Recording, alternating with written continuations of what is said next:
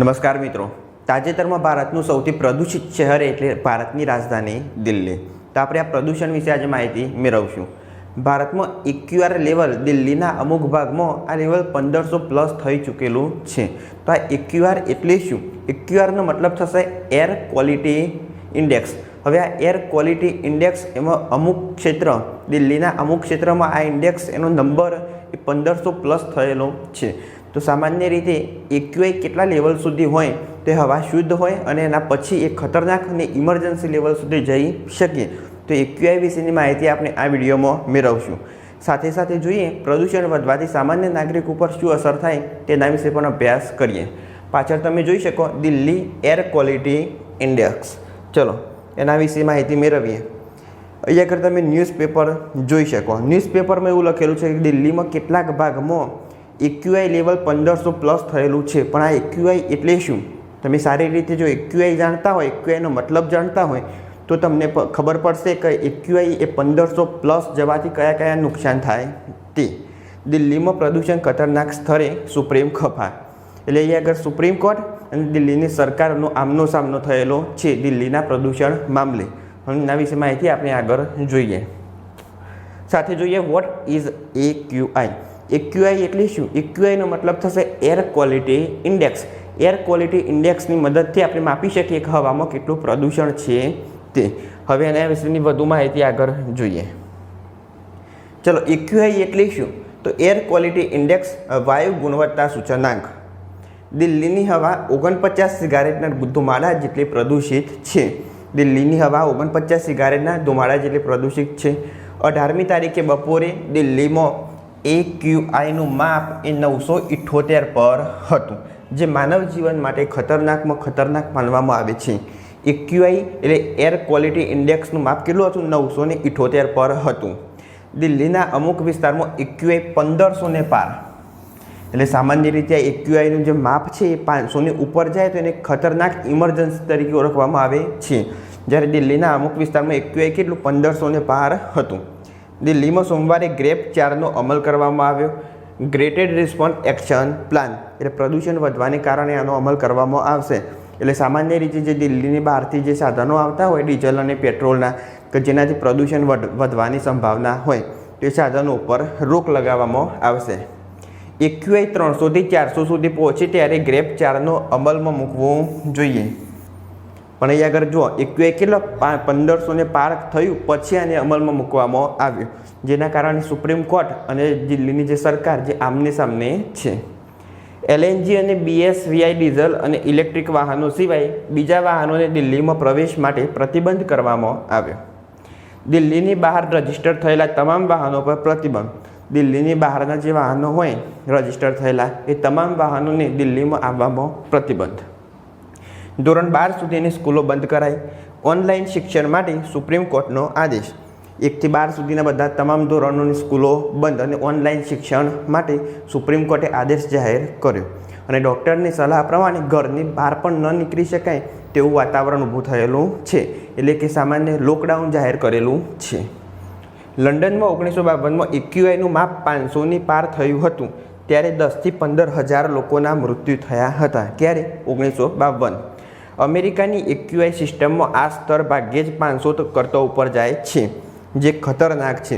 અમેરિકાની AQI system એટલે air quality index, એમાં 500ની પાર જાય તો એને ખતરનાક માનવામાં આવે છે. અહીં આગળ તમે જોઈ શકો દિલ્હીના અમુક વિસ્તારમાં એક્યુઆઈ 1500ને પાર, તો એ કેટલી હવા પ્રદૂષિત હશે તમે સમજી શકો. બાજુમાં તમે જોઈ શકો એનું મુખ્ય કારણ ફેક્ટરીઓમાંથી નીકળતા ધુમાડા વગેરે. વાયુ પ્રદૂષણના મુખ્ય ઘટકો કયા હશે? તો SO2 એટલે થશે સલ્ફર ડાયોક્સાઇડ. હવે આ SO2નું વધુ ઉત્પાદન, જેના કારણે શું થાય? હવા પ્રદૂષિત થાય.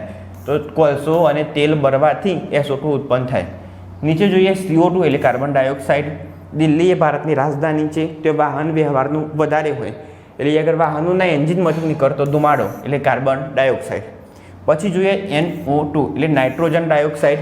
નીચલી હવામાં ધુમ્મસ સ્વરૂપે, એટલે વધારે પડતું જો પ્રદૂષણ હોય તો ધુમ્મસ પડતું એટલે એક સ્તરેથી બીજા સ્તરે દૂર સુધી જોઈ શકાય નહીં એવી પરિસ્થિતિ પણ ઊભી થઈ છે, જેના કારણે વાહન ચલાવવું અને એક્સિડન્ટનો ભય કેવો વધારે રહે છે. પછી જોઈએ એમોનિયા. એમોનિયા એટલે કૃષિ એટલે આપણે જે ખેતરમાં ખાતર નાખીએ એમાંથી પણ ઉત્પન્ન થાય એ પણ વાતાવરણમાં પ્રદૂષણનો મુખ્ય ભાગ ભજવશે. ભારતમાં હંમેશા દિવાળી પછી AQI 999 સુધી પહોંચી જાય છે. દિવાળીના માહોલમાં આપણે બધા જાણીએ એ પ્રમાણે ફટાકડા જેટલા ઓછા ફોડવામાં આવશે એ સારું, પણ સામાન્ય કેટલાક લોકો હોય પોતાના ધનનું પ્રદર્શન કરવા માટે ફટાકડા ફોડે, તેનાથી શું થાય? વાયુ પ્રદૂષિત થશે અને પાછળથી આપણને નુકસાન થશે. તો ધનનું પ્રદર્શન ન કરવું અને ફટાકડા ઓછા ફોડવા, જેનાથી આપણે આ પર્યાવરણનું રક્ષણ કરી શકીએ. AQI મીટર 999ની ઉપરની સ્કેલ બતાવતું નથી, જેને ઇમરજન્સીની સ્થિતિ મનાય છે. એટલે AQI મીટર છે 999 સુધી બતાવી શકે, બરાબર. એની ઉપરનું માપ બતાવતું નથી, પણ એની ઉપર જઈ શકે. એટલે જે દિલ્હીમાં જે માપ બતાવેલું છે 1500+, એ સામાન્ય રીતે બતાવેલું છે. AQI મીટર એ 999 સુધીની સ્કેલ ઉપર બતાવતું નથી. હવે આગળ જોઈએ આપણે એર ક્વોલિટી ઇન્ડેક્સનો કેટલાક ગુણધર્મો આપેલા છે કે આટલાથી આટલા સુધીનું માપ હોય તો હવા કેવી? શુદ્ધ. એના ઉપર જાય તો, એના નીચે જાય તો એના વિશે માહિતી મેળવીએ. AQIની ગુણવત્તાની કેટેગરી. હવે AQIનું માપ કેટલા સુધી હોય તો શુદ્ધ હવા કહી શકાય? 0 થી 50 સુધી હોય તો એને શું કહેવાય? શુદ્ધ હવા કહી શકાય. 51 થી 100 સુધી હોય તો સંતોષકારક હવાની શુદ્ધતા. 101 થી 200 સુધી હોય તો હવા મધ્યમ શુદ્ધ. 201 થી 300 સુધી હોય એર ક્વોલિટી ઇન્ડેક્સ તો ખરાબ હવા. 301 થી 400 ખૂબ ખરાબ હવા. 401 થી લઈ અને 500 સુધી ગંભીર શ્રેણી ઇમરજન્સી. અને આગળ તમે જોઈ શકો 999 કરતાં વધારે એટલે 1500 સુધી AQIનું લેવલ પાર થયેલું છે. તો સામાન્ય રીતે વાતાવરણમાં 49 સિગરેટ સળગાવીએ એટલું પ્રદૂષણ જોવા મળે છે. તો દરેક વ્યક્તિ, સામાન્ય દરેક નાગરિક, સ્કૂલમાં અભ્યાસ કરતા વિદ્યાર્થીઓ, ડૉક્ટરો, જે દવાખાના હોય તે સારવાર હેઠળના પેશન્ટો, દરેકને ખૂબ જ અસર પહોંચાડી શકે છે. એટલે ત્યાં આગળ લોકડાઉન કરવામાં આવ્યું અને દિલ્હી ભારતની રાજધાની, એની ભારતના રજિસ્ટ્રેશન થયેલા વાહનો જે દિલ્હીની અંદર ન આવી શકે, ખાસ કરીને મોટા ટ્રક હોય, હેવી લોડેડ વાહનો હોય, એ દિલ્હીની અંદર આવવા માટે પ્રતિબંધ મૂકવામાં આવ્યો. પાકિસ્તાનના લાહોર અને મુલતાનમાં AQI 2000ને પાર, લોકડાઉન જાહેર. લાહોર દુનિયાના બીજા ક્રમનું સૌથી પ્રદૂષિત શહેર ગણવામાં આવે છે. પાકિસ્તાનના લાહોર અને બીજું શહેર છે મુલતાન, એમાં AQI એટલે એર ક્વોલિટી ઇન્ડેક્સ કેટલો? 2000ને પાર. AQI લેવલ વધવાથી શ્વાસ લેવામાં તકલીફ, ગળામાં બળતરા, આંખમાં બળતરા થવી, હાર્ટ એટેક સમસ્યાઓ, ગર્ભવતી મહિલાઓના ભ્રૂણ વિકાસ પર અસર વગેરે જેવી સમસ્યાનો સામનો કરવો પડે છે. અહીં આગળ નીચે તમે જોઈ શકો, આજે ઉપર ધુમ્મસની જે પરિસ્થિતિ જોવા મળશે એ વાતાવરણમાં પ્રદૂષણ વધારે હોવાને કારણે પણ જોવા મળે છે. તો દિલ્હીના અમુક વિસ્તારમાં એર ક્વોલિટી ઇન્ડેક્સ 1500+ ગયેલો છે. તેના માટે સરકાર દ્વારા કેવા પગલાં લેવામાં આવ્યા એ સુપ્રીમ કોર્ટ દ્વારા આદેશ કરવામાં આવેલો છે. હવે ગ્રેપ 4 એ જે નિયમ લાગુ પાડ્યો એ નિયમ સામાન્ય રીતે 300 થી 400 સુધીનું AQI લેવલ હોય ત્યારે લાગુ પાડવામાં આવે છે. પણ ક્યારે લાગુ પાડવામાં આવ્યું? જ્યારે આ લેવલ 1500 સુધી પહોંચ્યું એના પછી લાગુ પાડવામાં આવ્યું. તો હવે આ જે પ્રદૂષણ છે એને કંટ્રોલમાં લાવવા માટે દિલ્હીની સરકાર એ કયા યોગ્ય પગલાં ભરશે તે જોવાનું રહેશે. આ હતી કેટલીક માહિતી. જો વિડીયો ગમે હોય તો લાઈક કરો, શેર કરો, ચેનલને સબસ્ક્રાઈબ કરો. ત્યાર સુધી જય હિન્દ, જય ભારત.